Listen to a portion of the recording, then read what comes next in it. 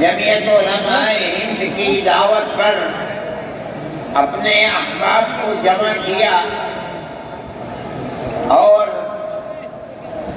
اپنے خرچ سے جمعیت علماء کا ایک پیسہ کیا پھوکی کوڑی بھی نہیں لگی. آپ ہی لوگ کروڑوں روپیہ خرچ کر کے اپنی بسوں کا خود ہی انتظام کر کے یہاں تشریف لائے دعوت پر اور آ کر بیٹھے. جمعیت علماء ہند کے خدام کے دل میں اس کی بڑی قدر ہے. اللہ آپ حضرات کو اس کا بہتر بدلہ عطا فرمائے. میرے محترم بزرگوں، آج ہی کا مسئلہ یہ نہیں ہے. جمعیت علماء ہند کی ایک تاریخ ہے اور ایسی تاریخ ہے اپنے اس ملک کے لیے جو کسی دوسری ہندو مسلم پارٹی کے پاس نہیں ہے.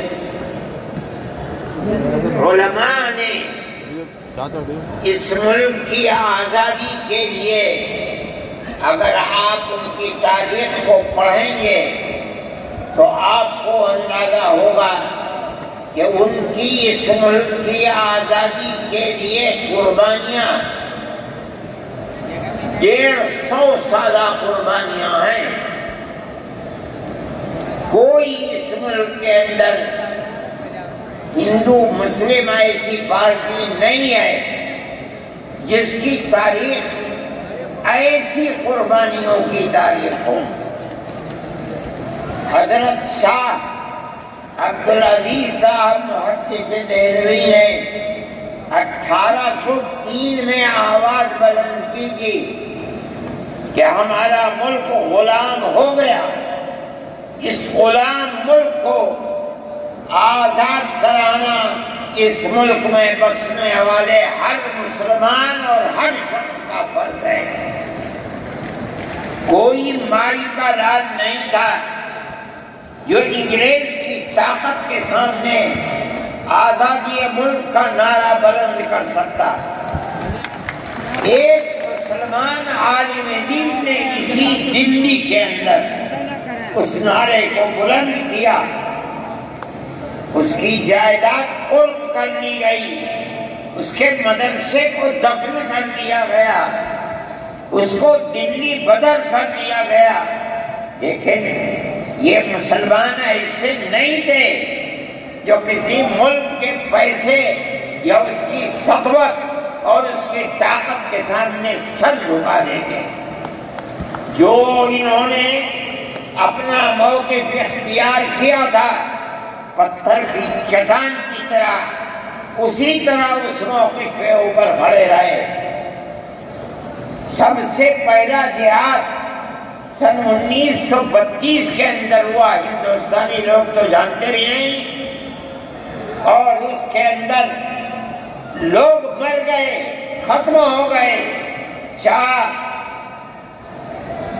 عبدالعزیز صاحب کے رشتے کے ان کے قریب ان کی اولاد میں شاہ اسماعیل شہید اور رائے بریلی کے شاہ احمد شہید دونوں کے دونوں ختم ہو گئے، شہید ہو گئے بالا کوٹ کے میدان میں. لیکن پیچھے نہیں ہٹے. وہ لوگ جو بچ کر آئے تھے سن 1857 میں پھر جہاد کر دیا، اور اس کے اندر صرف اسی دلی کے اندر 33,000 مسلمان شہید کیے گئے، اور لال قلعے سے لے کر جامع مسجد تک درختوں کے اوپر ان کی لاشوں کو لٹکا دیا گیا. یہ مسلمان کی تاریخ ہے، علماء کی تاریخ ہے. بتائیں کون ہے جس کی زندگی کے اندر یہ تاریخ مل سکتی ہے؟ میں کہتا ہوں، لاکھوں آدمی کے سامنے کہتا ہوں، کوئی مائی کا لال ہے جس نے اس ملک کی اس طرح خدمت کی ہو جس طرح مسلمان علماء نے خدمت کی ہے؟ میرے بھائی جمعیت علماء انہی مجاہدین کی بنائی ہوئی جماعت ہے. ہم تو ان کے جوتے سیدھے کرنے والے ہیں. ہمارا کیا کام ہے؟ ایک ہی کام ہے کہ انہوں نے جو جمعیت کی بنیاد کے اندر ہندو مسلم اتحاد اور ملک کے ہر بسنے والے کو ایک پیغام دیا تھا پیار و محبت کا، ہم اسی پیغام کو لیے بیٹھے ہوئے ہیں. ہمارا کام صرف اتنا ہے. دنیا توڑنا چاہتی ہے، حکومتیں برباد کرنا چاہتی ہیں، فرقہ پرست ذہنیت آگ لگانا چاہتی ہے، یہ نعرہ دینا چاہتی ہے کہ ہندو الگ، سکھ الگ، مسلمان الگ. ہم کہتے ہیں نہیں، ہندو مسلم سکھ عیسائی بھائی بھائی. یہ ہمارا پیغام نہیں ہے، ان بزرگوں کا پیغام ہے جنہوں نے پھانسیوں کے تختوں کو چوما، اپنے اس ملک کے لیے چوما ہے، اس کی آزادی کے لیے چوما ہے.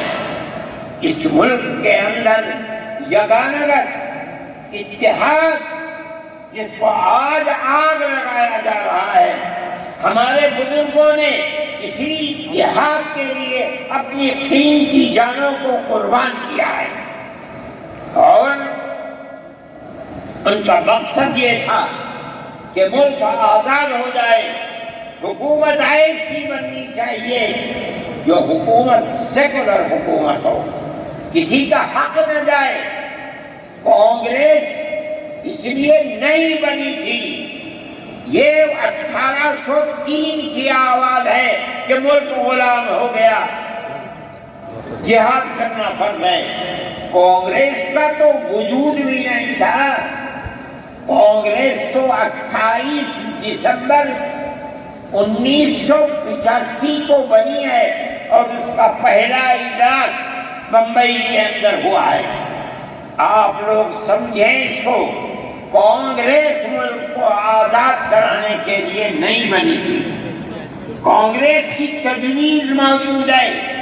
وہ کہتے ہیں کہ ہندو مسلم ملک کے بسنے والوں کی اس جنگ و جدال سے دو جہاد، سن 32 کا 1857 کا، اس جہاد کے نتیجے میں جو برطانیہ کی حکومت اور ہندوستان کی حکومت میں دوری پیدا ہو گئی ہے، کانگریس کا مقصد تھا کہ اس دوری کو ختم کر دیا جائے، ملک کو اپنے گردن سے زنجیر غلامی کی نکال کر توڑ دیا جائے. کانگریس کا مقصد نہیں تھا.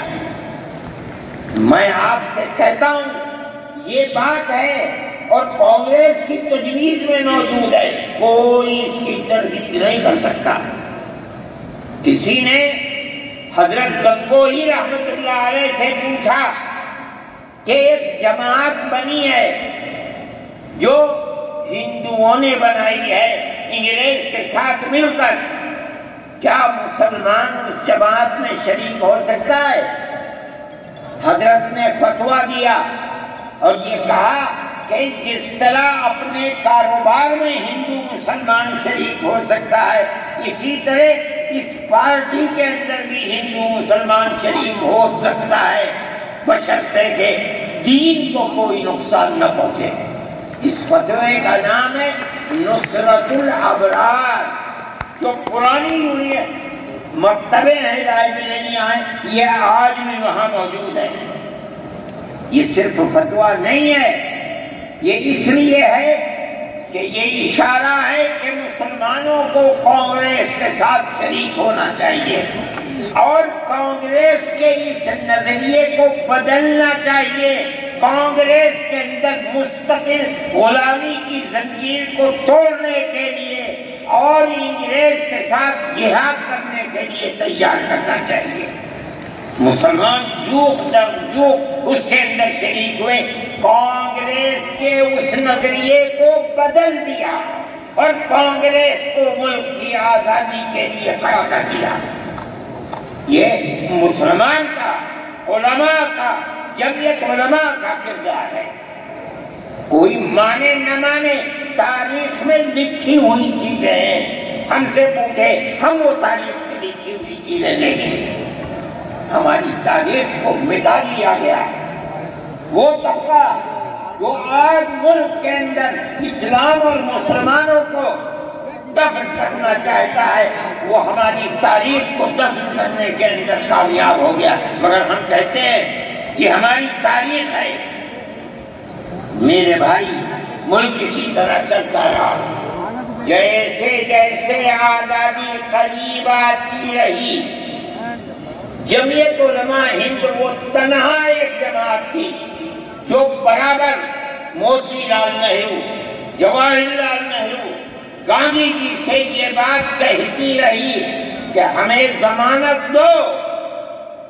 ہم 143 سال ہیں، ہماری زندگی جہاد کی زندگی، ہمیں یہ ضمانت دو کہ ملک آزاد ہوگا تو اس کا کردار سیکولر کردار ہوگا، دستور سیکولر دستور ہوگا، جس کے اندر ہندو، مسلمان، سکھ، پارسی، عیسائی ہر ایک کو اپنے مذہب کے ساتھ جینے کا ہوگا اور حکومت کا کوئی مذہب نہیں ہوگا.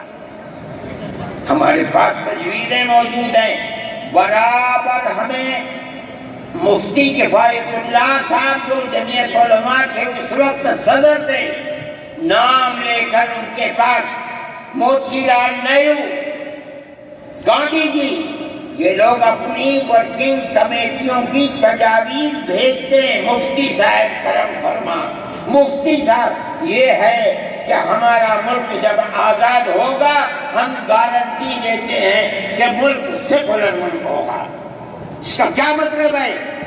ہمارا کردار، ہمارا مذہب، ہمارا وقت، ہر چیز آزاد رہے گا. مسلمان جس طرح چاہے گا اپنی زندگی گزارے گا، اپنے مذہب کو سینے سے لگا کر زندگی گزارے گا. میں یہ بات صرف ہوائی نہیں کہہ رہا ہوں. آپ غور سے اس تحریر کا ایک ایک لفظ سنیں. ہری پور ضلع سورت کا اجلاس عام جو 19، 20، 21 فروری 1938 میں 47 میں ملک آزاد ہوا. یہ اجلاس 1938 میں، اس سے بھی 9 سال پہلے، یعنی آج کے مقابلے میں 80 سال پہلے یہ اجلاس ہوا تھا. اس کے اندر تجویز دے دیا. ورکنگ کمیٹی نے 1937 میں اپنی کلکتے کی میٹنگ میں اقلیتوں کے حقوق پر جو تجویز پاس کی تھی اسے یہ کانگریس منظور کرتی ہے. اس وقت کی بات ہے. اور نئے سرے سے اعلان کرتی ہے کہ ہندوستان کی اقلیتوں کے تمدنی، مذہبی اور لسانی حقوق کی حفاظت کرنا کانگریس کا پہلا فرض اور بنیادی پالیسی ہے. تاکہ حکومت کی کسی بھی ایسی اسکیم میں جس میں کانگریس شریک ہو، اقلیتوں کو ترقی اور نشو و نما کا زیادہ سے زیادہ موقع مل سکے. آپ الفاظ پر غور کیجیے. اور وہ قوم کی سیاسی، اقتصادی اور کلچرل زندگی میں پورا حصہ لے سکے. اس کے بعد اس بنیاد پر مسلمانوں کو مطمئن رہنا چاہیے کہ آزاد ہندوستان کی حکومت میں ان کا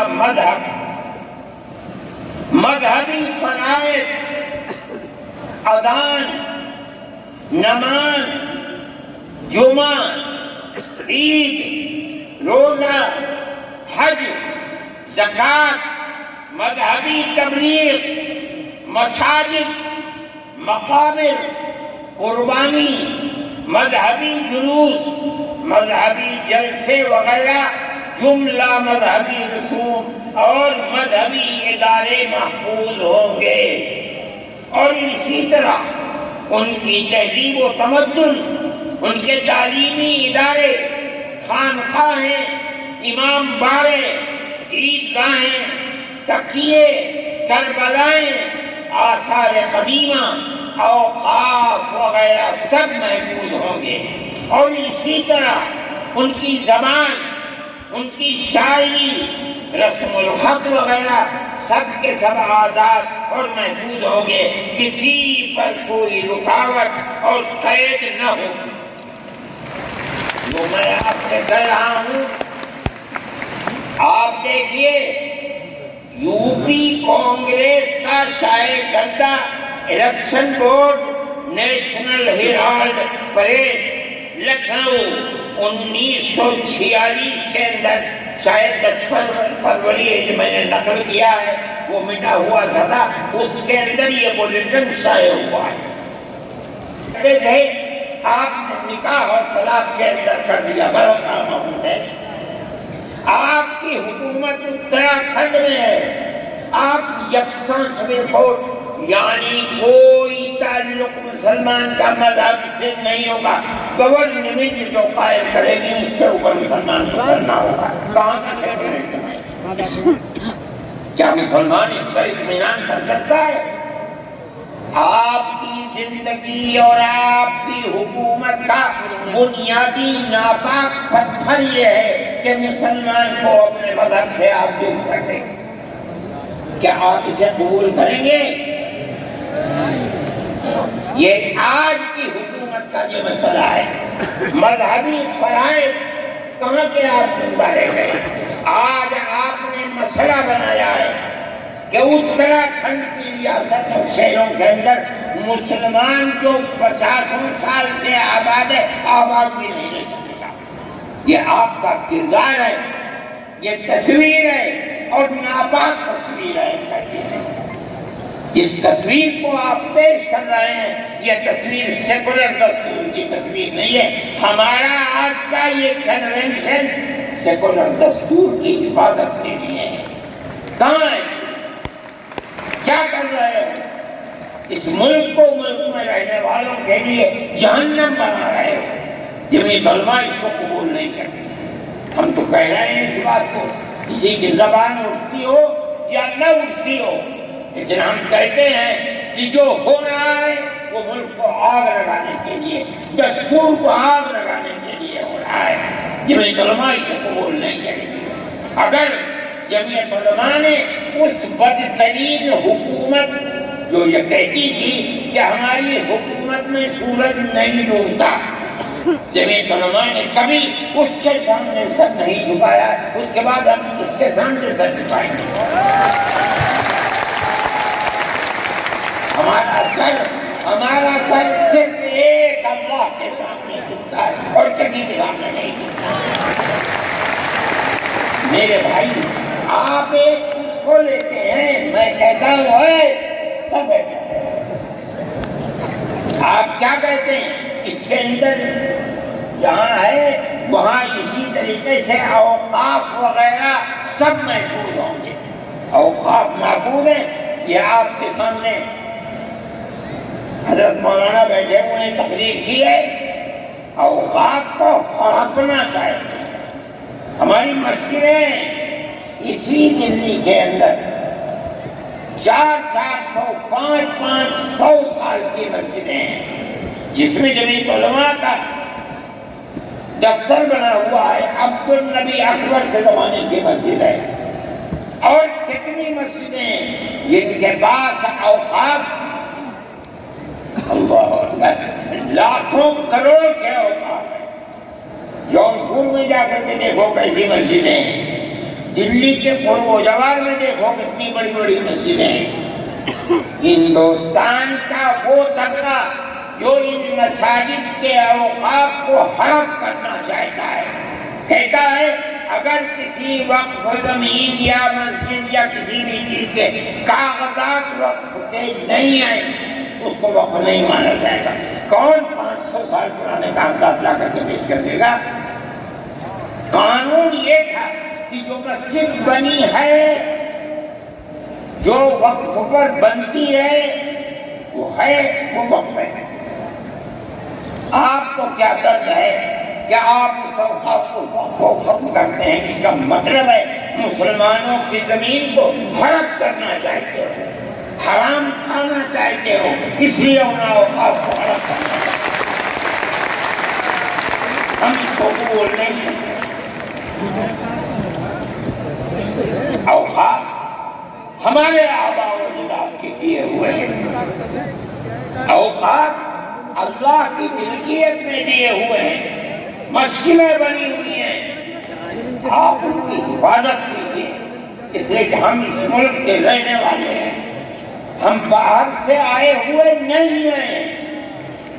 اگر ہندو گوجر ہے مسلمان بھی گوجر ہے، اگر ہندو جاٹ ہے مسلمان بھی جاٹ ہے، اگر ہندو راجپوت ہے مسلمان بھی راجپوت ہے۔ جاؤ دیکھو کشمیر کے اندر، اگر ہندو برہمن ہے مسلمان بھی برہمن ہے۔ ہم اسی ملک کے رہنے والے ہیں۔ کسی کو اچھا لگا یہ مذہب وہ اس مذہب میں چلا گیا، کسی کو یہ مذہب اچھا لگا وہ اس مذہب میں چلا گیا۔ کیا مذہب کی بنیاد پر اس ملک کے اندر آپ ہمیں جینے کا حق نہیں دیں گے؟ ہم اپنے جینے کا حق کو لیں گے۔ آپ نے جس سیاست کو اختیار کیا، آپ 2 الیکشن پہلے دیکھیے کس قوت کے ساتھ بی جے پی آئی تھی۔ آپ نے جس پالیسی کو اختیار کیا، سیکولرزم کو آگ لگانی چاہیے، اس کا نتیجہ اس الیکشن میں کیا ہوا؟ بی جے پی ہار گئی۔ میں کہتا ہوں کہ اگر چندرا بابو نائیڈو کی بیساکھی نہ ہوتی اور ادھر نتیش کمار کی بیساکھی نہ ہوتی تو بی جے پی گورنمنٹ نہیں بنا سکتی۔ کیوں ہوا؟ وہ جو 14 سال پہلے اتنی قوت کے ساتھ آئی تھی کہ لگتا تھا کسی دوسری جماعت کا چراغ ہی نہیں چل رہا ہے، وہ چراغ آج بجھ کیسے گیا؟ اس پالیسی کی وجہ سے۔ ملک کی پالیسی اگر بھائی بھائی کی ہوگی ملک زندہ رہے گا۔ ایک باپ کی اولاد 5 4 3 اگر پیار و محبت کے ساتھ رہیں گے وہ گھر آباد رہے گا، اگر دشمنی ہوگی سب برباد ہو جائیں گے۔ ہماری یہ پالیسی ہے کہ ہندو مسلمان سکھ عیسائی سب ایک دوسرے کے ساتھ بھائی بھائی ہیں۔ آپ اس پالیسی کو کیوں مخالفت کرتے ہیں؟ ہم اسی طرح چلتے ہیں۔ جمعیت علماء ہند کا یہی کردار ہے، جمعیت علماء ہند آج بھی یہی کرتی ہے۔ میں نے ابھی چند مہینے ہوئے میوات کے اندر لوگ لٹ گئے، پس گئے، ان کو جمع کیا، ہم نے ان سب کو 1 لاکھ یا 2 لاکھ روپے دیے جا کر کے، مسلمان بھی تھے ہندو بھی تھے، ہم نے ان کو دیا، وہ خوش ہو گئے۔ ہم ہر سال تقریباً 1.5 کروڑ روپے دیتے ہیں بچوں کو جو پڑھنے والے ہوتے ہیں، جو غریب ہوتے ہیں، اونچی تعلیم کے لیے۔